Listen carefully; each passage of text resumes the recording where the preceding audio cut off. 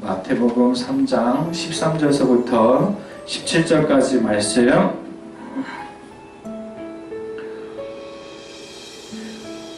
우리 함께 나누도록 하겠습니다.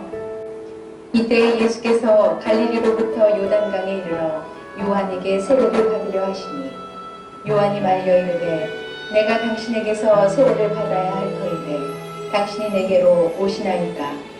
예수께서 대답하여 이르시되 이제 허락하라. 우리가 이와 같이 하여 모든 의를 이루는 것이 합당하니라 하시니 이에 요한이 허락하는지라. 예수께서 세례를 받으시고 곧 물에서 올라오실새 하늘이 열리고 하나님의 성령이 비둘기같이 내려 자기 위에 임하심을 보시더니 하늘로부터 소리가 있어 말씀하시되 이는 내 사랑하는 아들이요 내 기뻐하는 자라 하시니라. 아멘. 예수님께서 오늘 말씀은 드디어 세례를 받으시는 그런 내용으로 되어 있습니다. 여러분 세례 언제 받으셨나요? 너무 오래돼서 기억이 안 나요. 아실까요? 우리 유아세례. 너네들도 받았어? 유아세례. 유아세례 받았어? 현민이는? 아마 노세례. 어? 노세례. 요새? 세례 안 받았어요. 아, 세례 안 받았어? 아, 그랬구나. 받을 마음과 준비가 되면 언제든지 얘기하렴. 싫어? 내가 너를 아예 그냥 저기 홍천강 이런 데 데려가가지고 세례를 줘야겠다.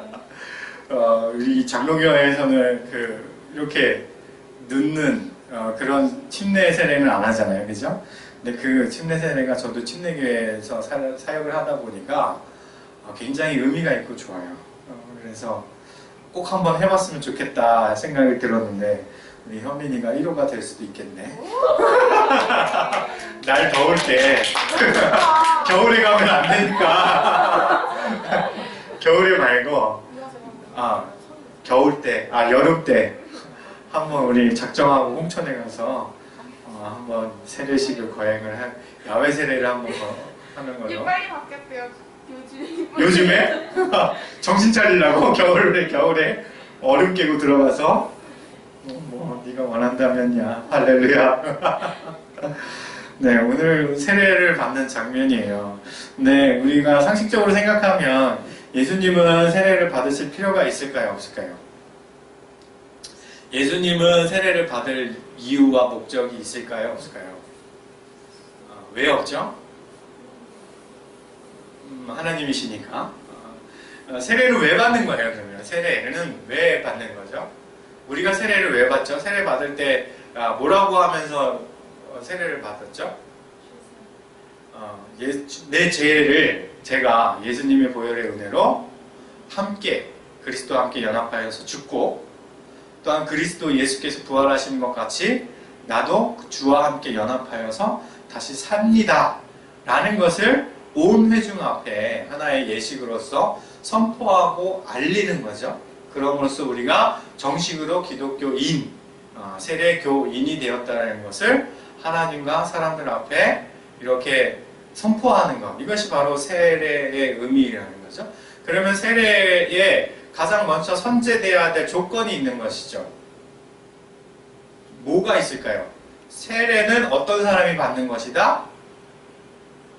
죄가 있는 사람이 받는 것이다. 그렇죠? 어렵나요? 죄를 고백을 해야 될 거 아니에요. 그러면 죄가 있어야 될 거 아니에요. 그러니까 죄인 된 사람이 하나님 앞에, 예수 그리스도 앞에 내가 죄인이었던 것을 고백하는 것으로 먼저 시작을 하는 거예요. 그래서 여러분이 세례 문답을 받으실 때 나는 죄인입니까? 라는 것을 꼭 묻게 되어 있다는 것이죠.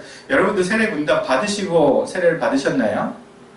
질문 많이 받으셨어요? 요즘은 어떻게 하는지 모르겠는데 제가 세례 받을 때만 해도 담임 목사님이 직접 세례 문답을 하셨어요. 근데 너무 재미있는 건 10계명이 뭐냐고 저한테 물어보신 거예요. 근데 제가 알았을까요? 몰랐을까요? 몇 계명만 알았던 거예요. 근데 얼마나 긴장했던지 혀가 막 이렇게 말려 들어가는 느낌이었어요. 그때 세례 받을 때 막 할 정도로. 그런데 제가 딱 기억나는 거 하나가 뭔지 아세요? 가늠하지 말라. 가늠하지 말라. 이런 거예요. 목사님 앞에. 넌 그 금연밖에 생각 안 나냐고. 그래서 아니 뭐 많이 뭐 했는데 긴장하니까 그거밖에 생각이 안 난다고. 그래서 가늠하지 말라. 계속 그것만 외친 거예요. 근데 나중에 2년 후에 그 목사님이 실제로 그 사건으로 교회를 사임하는 일이 생긴 거예요. 그때 혀 굳음이 하나님께서 저희 혀를 주장하시려고 했던 건 아닌가. 아무튼 신기한 경험이었죠. 신기한 경험이었어요. 세례를 받는다는 것은 죄인이 다시 내 죄가 주님으로 인해서 사함을 받았다는 걸 정식으로 고백하는 것이기도 합니다. 근데 예수님께서는 죄가 있으십니까 없으십니까? 나는 예수님도 완전한 하나님이지만 완전한 인간이기 때문에 죄가 있을 수 있다라고 생각하시는 분. 그렇죠? 이렇게 질문하는 사람이 어리석은 사람이겠죠? 그렇죠? 뻔한 질문에 난 그런 것 같은데 라고 하면은 좀 많이 바보같이 보이고, 그죠? 예수님은 죄가 없으세요.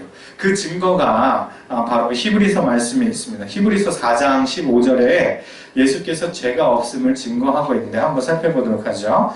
함께 읽겠습니다. 시작. 우리에게 있는, 함께 읽습니다. 시작. 우리에게 있는 대제사장은 우리의 연약함을 동정하지 못하실 이가 아니요 모든 일에 우리와 똑같이 시험을 받으시니로되 뭐가 없다고요? 죄는 없으시다. 그러니까 예수 그리스도는 시험을 받으십니까 안 받으십니까? 받죠. 우리와 똑같은 인간이기 때문에 예수님도 시험을 받으셨어요. 그리고 우리가 이제 앞으로 4장에 보면 실제로 시험 받은 내용이 나오죠. 우리와 똑같이 시험을 받지만 뭐가 없다고요? 죄가 없는 거예요. 그러니까 시험에 넘어진 적도 없고, 그리고 죄를 지은 자범죄도 없으신 거예요. 그리고 성령으로 잉태하셨기 때문에 원죄도 없으신 채로 이 땅 가운데 오신 거예요. 그런데 왜 세례를 받았냐라는 것이죠. 하필이면 안 받아도 되는 분인데 왜 받아도 됩니까? 왜 받으셨습니까? 라고 질문하실 수가 있겠죠. 물론 그런 생각을 한 번도 안 하셨을지도 모르겠어요. 그럼 예수님도 모범을 보이기 위해서 받으셨지. 우리에게 본을 보이기 위해서. 그 정도로만 생각하고 아마 이 본문을 읽고 넘어가셨을 수도 있어요. 많은 사람들이 그렇게 생각하실 거예요. 근데 오늘은 좀 더 그 의미, 예수님께서 왜 세례를 받으셨는가에 대한 질문 좀 더 깊이 나누려고 해요. 예수님이 세례를 받으시러 오셨을 때 세례 요한이 그 예수님이 걸어오시는 것을 보고 성령 하나님께서 그 위에 머무는 것을 그 영안이 열려서 그것을 보았어요. 저분이 메시아구나 라는 걸 단방에 알았죠. 그렇기 때문에 예수께서 나도 세례를 받으러 여기 섰을 때에 왜 만류했어요. 당신이 내게 세례를 주거나 받지 말으셔야 되는데 왜 세례를 받으시려 합니까? 라고 세례 요한이 질문을 해요. 그 이유가 뭔지는 알겠죠. 당신은 메시아로서 죄가 없으신 분인데 왜 세례를 받으시려 합니까? 라는 그런 의미가 되겠죠. 그런데 예수님께서 뭐라고 대답하십니까? 마태복음 3장 15절에 보면 왜 예수님께서 세례를 받으셔야 했는지에 대한 목적, 그 이유에 대해서 정확하게 설명하고 있습니다. 마태복음 3장 15절 함께 읽도록 해볼까요? 시작. 예수께서 대답하여 이르시되 이제 허락하라. 우리가 이와 같이 하여 모든 일을 이루는 것이 합당하니라 하시니 이에 요한이 허락하는지라. 그럼 이유와 목적이 뭐라고요? 모든 뭐를 이루기 위해서? 의를 이루기 위해서. 자, 한자를 조금이라도 배워본 사람이 알겠지만 의가 어떤 뜻을 가지고 있죠? 어떤 뜻을 가지고 있죠? 제가 얘기했잖아요. 지금 어떤 뜻을 가지고 있냐고. 뜻이란 하나님의 뜻. 그렇죠. 의, 좋은 일, 선한 일, 뜻, 계획 이런 데에 모든 의라는 단어를 사용을 하는 거예요.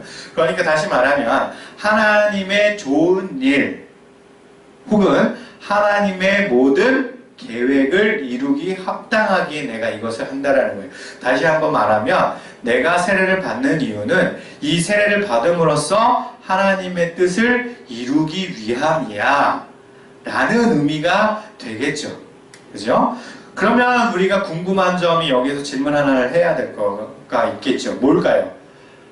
도대체 하나님의 뜻이 무엇입니까? 라는 것을 질문할 수가 있을 거예요. 그죠? 모든 의를 이루기 위했다니까. 자, 거기에 대해서 지난주에도 우리가 살펴봤지만 거기에 대해서 답을 얻으려면 참된 세례의 의미가 무엇인지 다른 구절 말씀에는 세례를 무엇으로 표현했는지를 우리가 좀 살펴보아야 할 것입니다. 고린도전서로 넘어가 볼까요? 지난 시간에도 우리가 이 부분을 읽었는데 다시 한번 상기하기 위해서 우리가 살펴봅니다. 고린도전서 10장 1절서부터 2절입니다. 우리 함께 읽어보겠습니다. 시작. 형제들아, 나는 너희가 알지 못하기를 원하지 아니하노니 우리 조상들이 다 구름 아래에 있고 바다 가운데로 지나며 모세에게 속하여 다 구름과 바다에서 뭐라고요? 세례를 받고. 자, 그러면 이 사건이 바로 출애굽 사건과 함께 매일 같이 한다 라고 지난주에도 우리가 말씀을 드렸습니다. 기억이 나시나요? 우리 두 친구는 기억이 안 날 거예요. 안 왔잖아. 그런데 왜 고개를 끄덕이고 있는 거야 지금? 습관적으로 그러지 말란 말이야. 너는 딱 들켰어. 지금 현민이가 딱 그렇게 하고 있는데 나 진짜 웃긴다 너네. 우와. 선생님 어떻게 된 겁니까? 너네 딱 들켰어. 나 설교 내용을 까먹었네. 이스라엘 백성이 출애굽을 애굽에서부터 나와서 이제 출애굽을 하고 가장 먼저 만난 게 홍해예요, 그죠? 그래서 홍해가 이제 갈라지고 모세와 함께 그 마른 땅과 같이 된 홍해를 지나가는 것, 이것을 바로 세례라고 고린도전서가 지금 이야기를 하고 있는 거예요. 정확하게 잘 모르겠다 싶으면은 출애굽에 나와 있는 홍해 사건은 우리가 조금만 더 살펴보고 좀 더 디테일하게 우리가 좀 살펴보도록 하죠. 14장 21절서부터 22절. 나 오늘 설교가 잘 안 읽은 것 같아. 지금 너네들의 그 반응 때문에. 14장 21절서부터 22절 함께 읽습니다. 시작. 모세가 바다 위로 손을 내밀매 여호와께서 큰 동풍이 밤새도록 바닷물을 물러나게 하시니 물이 갈라서 바다가 마른 땅이 된지라. 이스라엘 자손이 바다 가운데를 육지로 걸어가고 물은 그들의 좌우의 벽이 되니. 자, 좌우의 벽이 됐다라는 거예요. 자, 이 그림이 지금 잘 보이시나요? 저희가 작게 만들었었는데도 잘 안 보이네, 그죠? 여기 이쯤에 모세가 있어요. 이 그림 보면. 그리고 지금 홍해가 쫙 지금 갈라진 거죠. 그러니까 이게 한 번에 우리가 막대기로 우리가 해리포터에서 아브라카타브라 막 이런 지문을 외운 것처럼 갈라져라 쫙 해가지고 홍해가 쫙 갈라진 게 아니에요. 말씀을 보면 하루 종일 이렇게 들고 서 있었대요. 그러니까 한쪽 편에 이렇게 기둥이 세워졌겠죠. 그쵸? 근데 놀라운 건 뭐냐면, 강이 어느 쪽으로 흐를까요? 몰라. 이 그림상에서 모르겠죠. 아무튼 강은 이렇게 높은 곳에서 낮은 곳으로 흐르잖아요. 그죠? 그러면 강은 지금 이렇게 흐르는 것이 아니라 이렇게 흐를 거라는 거죠. 그죠? 이해가 되죠? 여기까지는? 그러면 한쪽 편이 막혀서 쌓이면, 그죠? 다른 쪽은 어떻게 돼야 돼요? 이쪽. 없어야 되죠. 안 그래요? 그쵸? 그런데 성경 말씀을 보면 이쪽이 쌓였는데 이쪽에 벽이 되어서 물이 있었대요. 이게 여러분 중요해요. 우리 한 번도 이 그림을 보면서 이쪽 편에 왜 물이 있는 거를 아무 의심하지 않고 보았다는 거죠. 그죠? 당연히 그럴 거라고 생각했지만 자연의 법칙에 따르면 한쪽 편이 이렇게 막혔었다면 다른 편은 그냥 흘러가야 된단 말이에요. 그런데 하나님께서 양쪽으로 이렇게 세우셨어요. 왜 그러셨을까? 왜 그러셨을까? 라는 것을 생각해 보신 적 있으세요? 오늘 처음 듣는 얘기니까 물론 그렇지 뭔가 그걸 생각해 본 적은 없었겠죠. 자, 이렇게 양쪽에 벽이 있고 가운데 이렇게 땅이 있으면 이 땅은 뭡니까? 곧 길이 되는 거예요. 그렇죠? 이게 없었다면 이쪽 전체가 다 길이 됐겠죠. 그렇지만 이 양쪽에 벽이 있기 때문에 길이 된 거예요. 그 길을 모세 안에서 마른 땅같이 걸어가는 거예요. 즉 모세와 이스라엘 백성이 함께 걸어간 그 길은 하나님께서 만드신 생명의 길이라는 거예요. 이해가 되시나요? 하나님께서 만드셨기에 그 생명의 길을 걸어가는 것이고 하나님이 허락하지 않으셨기 때문에 애굽 사람들은 물에 빠져 죽게 되는 것이죠. 모세와 함께 모세 안에 들어가면 그 생명의 길을 하나님께서 예비하신 생명의 길을 걸어가게 된다 라는 것이 바로 좌우에 쌓인 벽의 의미라는 거예요. 세례란 곧 그런 것이라는 것이죠. 예수 안에 들어가서 하나님께서 예비하신 생명의 길을 예수님과 함께 동행하여 살아가는 것. 그래서 내가 죽지 않고 죄로 인하여서 죽지 않고 생명의 길로 쫙 나아가는 거예요. 그런데 우리는 항상 문제가 뭐냐면 양옆에 쌓여 있는 게 뭐예요? 물기둥이죠. 그게 두렵다라는 겁니다. 예수 안에서 모세가 걸어간 그 길을 뒤에서 어떻게 하면 돼요? 쫓아가면 우리가 살잖아요. 두려워할 필요가 전혀 없잖아요. 그죠? 그런데 우리는 자꾸 양옆에 벽을 보고 살아가는 거예요. 예수께서 걸어가신 그 길 나도 따라갑니다. 아멘. 그 길이 즐겁습니다. 그 길이 생명의 길입니다. 나는 그 길에 만족합니다. 나는 그 길을 영광스럽게 여길 것입니다. 라고 생각한다면 그것이 두려움이 전혀 될 것이 없는데 이 양옆에 쌓인 물을 보니 두렵고 내가 저 물에 빠져 죽을 것 같은 근심 속에서 우리가 살아간다는 것이죠. 똑같은 조건이지만 내 안에 기쁨이 있을 때도 있고 두려움이 있을 때도 있다 라는 것이죠. 그렇기 때문에 우리 신자의 삶은 늘 그거의 반복인 거예요. 예수 안에 있지만 때로는 내 삶이 두려움으로 가득 찰 때도 있고 저 세상의 모든 근심과 걱정, 어려움, 힘듦, 그죠? 공부하는 거 엄청 벽같이 느껴지지 않으세요? 너네는 안 그러니? 나는 평생을 공부가 벽으로 느꼈는데 뻔뻔하다? 내가 다 아는데 공부의 벽이 막 쌓여서 저것이 나를 덮을 것만 같고 그 나중에 결혼하고 또 살면 또 마찬가지예요. 살아가는 것이 만만치가 않구나. 가정을 이끌어가는 것이 만만치가 않구나. 물론 가정을 이끌어가는 수고를 우리 아내가 저보다 훨씬 더 많이 하지만 그것이 얼마나 큰 벽처럼 느껴질지 때가 있다라는 거죠. 두려움으로. 이 현실이 나를 덮어버릴 것 같은 두려움. 내가 예수 안에 있는 걸 까먹게 만들 만큼 두려움이 커진다는 것이죠. 세례 받은 것을 다시 한번 우리가 상기해보자는 거예요. 오늘은 내가 생명 속에 있구나.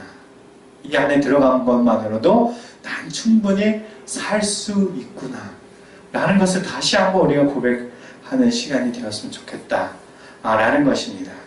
아멘. 그림 하나를 좀 더 보여드리도록 하겠네요. 왜 하필 그러면 모세냐? 네? 모세가 처음에 죽을 뻔한 그런 운명에 처했죠. 그죠? 히브리 아이들을 바로가 다 죽이라고 했어요. 워낙 그 인구가 많아져가지고 자신의 애굽 사람들을 그렇게 반역을 해서 그렇게 쿠데타처럼 일으키려고 할까봐 두려워서. 그래서 모세 또래 아이들을 다 죽이려고 해서 모세의 어머니가 갈대 상자에 모세를 담아서 그 나일강에다가 내립니다. 지금 이 사진이 잘 흐리지만 요게 지금 갈대 상자예요. 이분이 바로 요게벳이겠죠, 그죠? 너무 이쁘죠? 아무튼 모세가 아무튼 여기 지금 이쯤에 지금 타고 있는 거예요. 자, 이 갈대 상자 안에는 역청이라는 것으로 발랐어요. 역청은 약간 기름기가 있는 석유 덩어리 같은 것이라고 생각하면 될 거예요. 왜 발랐을까요? 물이 스며들지 못하게 하려고, 그죠? 갈대가 엮어서 만들었지만 물이 이렇게 차고 넘칠 것 같으니 이걸 역청을 발라서 물이 새지 않도록 발랐어요. 근데 이 구약에 이 갈대 상자라는 단어는 히브리어로 우리가 성경이 되어 있잖아요. 구약 성경이. 그런데 히브리어에는 이 갈대 상자라는 단어가 없어요. 실제적으로. 처음 아셨죠? 우리는 항상 이 성경을 봐도 처음 듣는 얘기가 너무 많아서 즐거워요. 외국어예요, 얘도. 어떤 외국어에서 차용한 단어냐면 뭔지 입에 말고 쥐야. 큰 배를 차용해서 만든 단어가 바로 이 갈대예요. 이해가 되시죠? 그러면 이 큰 배랑 같은 단어로 이 갈대 상자가 사용되었고 이 안에 모세가 있었다면 큰 배라고 했을 때 생각나는 하나가 있죠. 큰 배. 구약에서 큰 배가 한 번 나와요. 뭘까요? 노아의 방주요. 맞아요. 노아의 방주와 이 갈대 상자가 같은 단어로 쓰였어요. 또 놀랍죠? 그러면 예수께서 세례를 받으실 때 무엇이 임했죠? 성령이 무슨 형상을 가지고? 비둘기의 형상처럼 내려와서 그 위에 머물렀어요. 그렇죠? 노아의 방주는 그 안에 들어가는 것만으로도 생명을 건질 수가 있었어요. 그렇죠? 그리고 홍수가 다 그치고 물이 빠졌을 때 노아가 누구를 보내죠? 창밖으로? 무엇을? 그림을 보여줄까요? 짠! 누굽니까? 이거는 참 내가 멋진 그림을 찾으려고 그랬는데 너무 유아틱해서 비둘기예요, 비둘기. 비둘기는 우리가 그래서 평화의 상징이라고 하잖아요. 새 시대가 돌아왔음을 이 비둘기가 상징처럼 주는 거예요.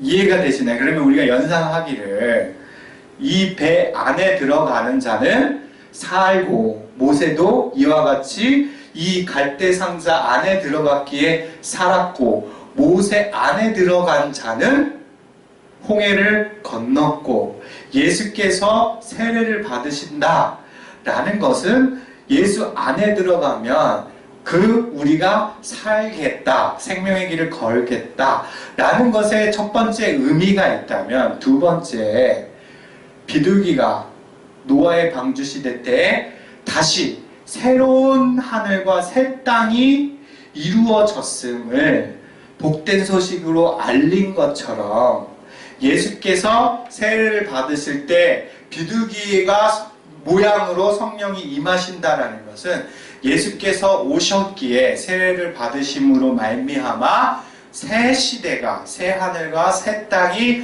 열렸다라는 것을 알려주신 거예요. 그것이 바로 전체적으로 하나님의 뜻과 계획 모든 일을 이루기에 합당하다라는 것에 대한 의미입니다. 할렐루야. 그러니 우리가 이제 세례를 받는 것의 의미를, 정의를 우리가 새롭게 정의할 수가 있겠죠. 그렇죠?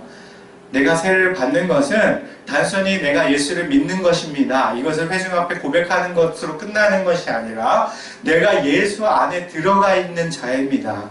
그리고 예수와 함께 그 생명의 길을 걸어갈 것입니다. 또한 나는 예수로 말미암아 새 하늘과 새 땅의 주인이 될 것입니다.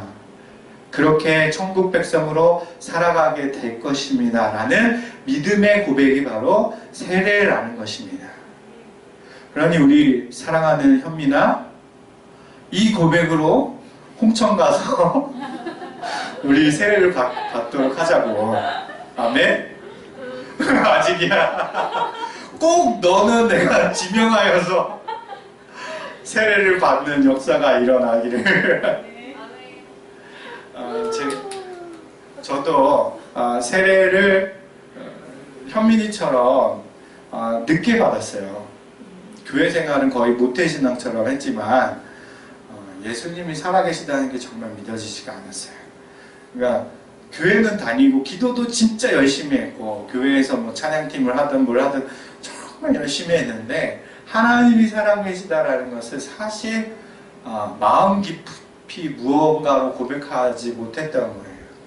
그러다 어떤 사건으로 인해서 하나님이 살아계심을 이제 간접적으로 경험하고 고백을 하게 됐는데 그 나이대가 딱 현민이 지금 나이대 때 고2에서 고3 넘어가는 겨울방학 시기였던 것 같아요. 그래서 그때 이제 하나님이 살아계시구나 하고 고백을 하고 세례를 받기로 작정을 한 거죠. 그래서 저도 고3 봄에 교회에서 세례를 받았습니다. 세례를 받았을 때 얼마나 많은 사람들이 함께 저를 아는 사람들이 어릴 때부터 모교회니까 얼마나 많았겠어요. 그렇죠? 같이 눈물도 흘리고 정말 많은 사람들이 기뻐해 주셨던 그 기억이 나요. 그러니까 뭐라고 해야지? 세례 자체에 하나님의 영이 함께한다라는 그 충족감을 느꼈던 것 같아요. 그 당시에.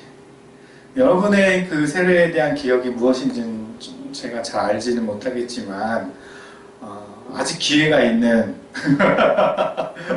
있다면 우리 함께 그렇게 연합하여서 함께 그 세례 받는 것을 축복하는 그런 시간이 되었으면 좋겠습니다. 앞으로 우리 교회가 그렇게 복된 세례식을 많이 베풀 수 있는 그런 교회가 되었으면 좋겠고 그 의미를 잘 교육시키고 알려서 정말 그 고백이 있는 자에게만 세례를 베풀도록 그렇게 하겠습니다. 아직 그러한 고백이 현민이 마음속에 이렇게 아직 안 나온다면 하나님께서 그것을 주장하실 때까지 좀 기다리고 하나님이 그 마음을 주신다면 함께 그런 기쁨의 시간들을 맞이하였으면 좋겠습니다. 아멘.